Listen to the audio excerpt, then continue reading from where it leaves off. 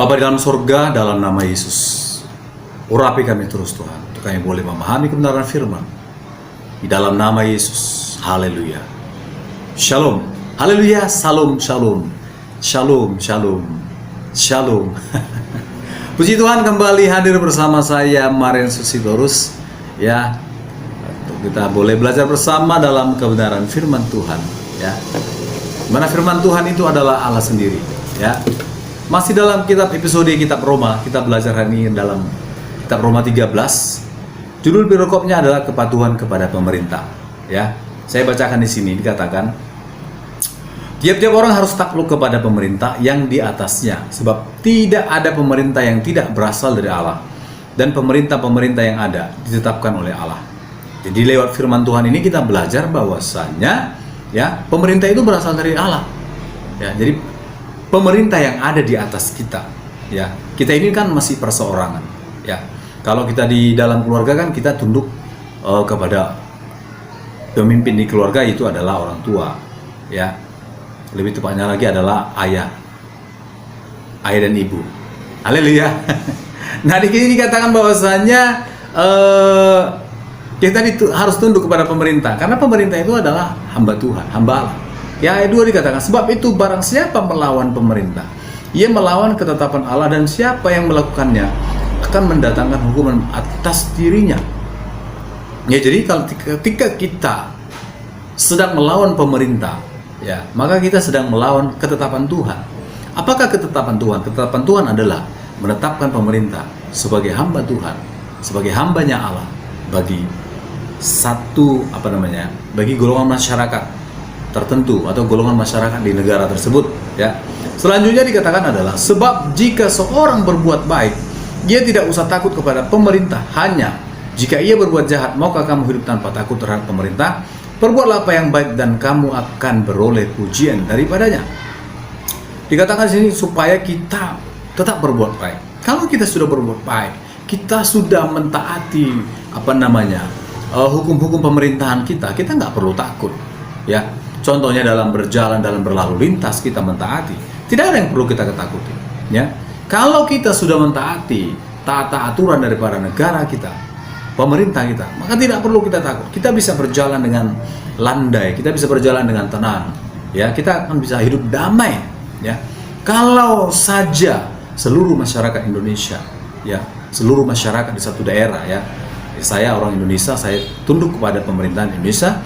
Kalau saja seluruh masyarakat tunduk kepada pemerintah, maka saya percaya bangsa ini akan lebih cepat maju, ya.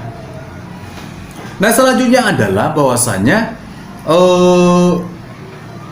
sebab jika ayat yang keempat, karena pemerintah adalah hamba Allah untuk kebaikanmu, tetapi jika engkau berbuat jahat, takulahkan dia, karena tidak percuma pemerintah menyandang pedang. Pemerintah adalah hamba Allah untuk membalas murka Allah atas mereka yang berbuat jahat.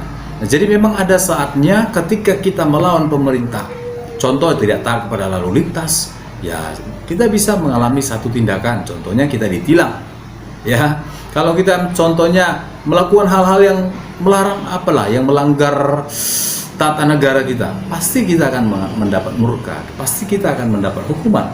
Itu sudah ketetapan, ya. Selanjutnya adalah ayat 5 di sini katakan, sebab itu perlu kita menaklukkan diri, bukan saja oleh karena kemurkaan Allah, tapi juga oleh karena suara hati kita. Saya sudah sering katakan, kita manusia ini diberi Tuhan karunia untuk bisa membedakan yang baik dan yang jahat. Kita adalah makhluk ciptaan yang paling mulia, ya, memiliki akal budi, paling berbudi pekerti, paling bisa membedakan yang baik dan yang jahat. Oleh karenanya di dalam hati kita, suara hati kita pasti menganjurkan kita untuk selalu berbuat baik, selalu berbuat baik. Kadangkala adalah ego yang muncul.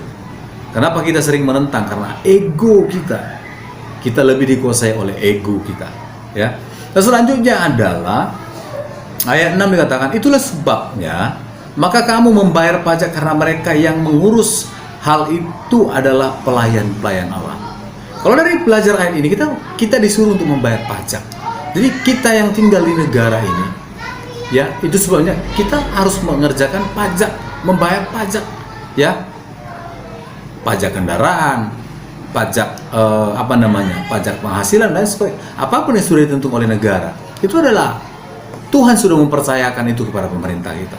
Itu untuk kebaikan kita, untuk membangun bangsa kita. Itu artinya apa? Kita berbagi dengan pemerintah, berbagi dengan banyak orang lewat pajak, lewat kita membayar pajak.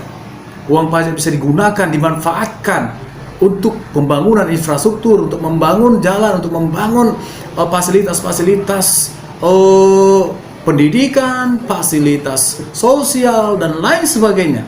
Ya, jadi pajak yang kita berikan itu adalah satu ketentuan yang harus kita berikan supaya apa? Lewat itu negara kita semakin diberkati dan nama Tuhan semakin dimuliakan. Kenapa? Karena sebagaimana di awal tadi, pemerintah adalah alat Tuhan untuk memimpin bangsa ini. Ya, dikatakan ayat selanjutnya adalah, itulah ayat 6. Oh bukan, ayat 6 dikatakan tadi, bayarlah kepada semua orang apa yang harus kamu bayar, pajak kepada orang yang berhak menerima pajak, cukai kepada orang yang berhak menerima cukai, rasa takut kepada orang yang berhak menerima rasa takut, dan hormat kepada orang yang berhak menerima hormat. Jadi Rasul Paulus lewat kitab Roma ini, ya, dalam keadaan masyarakat pada waktu itu adalah, pada waktu itu ada pajak, ada cukai, ya, ada bermacam-macam ya kutipan mungkin pada waktu itu di negara Roma pada waktu itu, ya. Nah, Rasul Paulus menulis kepada jemaat atau umat Tuhan yang ada di sana, bahwasanya mereka harus tunduk kepada pemerintah. Nah, sebagai hamba Tuhan, sebagai seorang pengajar Kristen, saya pun menasihatkan kita supaya kita tunduk kepada pemerintah. Untuk apa kita tunduk kepada pemerintah? Supaya kebaikan demi kebaikan bisa dikerjakan oleh pemimpin kita. Kalau rakyat bersatu untuk mendukung roda pemerintahan, maka saya percaya negara kita akan semakin diberkati Tuhan. Sebab firman Allah berkata, di mana ada kesehatan, di mana ada persatuan, kesanalah Tuhan akan mencurahkan berkat. Ya, mari kita semakin bersahati lagi, semakin mendukung. Mari dukung pemerintah. Kita pantas berdoa, pantas menghormati pemerintah, pantaslah kita menghormati pemimpin-pemimpin kita. Ya. Nah, kita percayakan pemimpin-pemimpin kita kepada Tuhan. Mari kita doakan mereka, kita berkati, kita doakan mereka supaya keputusan-keputusan yang mereka ambil berasal daripada Tuhan. Kalaupun ada mungkin orang-orang yang mengecewakan kita, kalaupun ada mungkin pemerintahan yang dulu di pemerintahan mengecewakan kita, kita percaya Tuhan tidak tutup mata. Kenapa? Karena sebagaimana firman Tuhan tadi, pemerintah itu adalah alat Tuhan. Ada hamba Allah, adalah hambanya Tuhan di satu negara. Haleluya. Saya Marian Susitorus, ya, mengajak kita untuk mendukung pemerintah kita, mendukung dan mendoakan.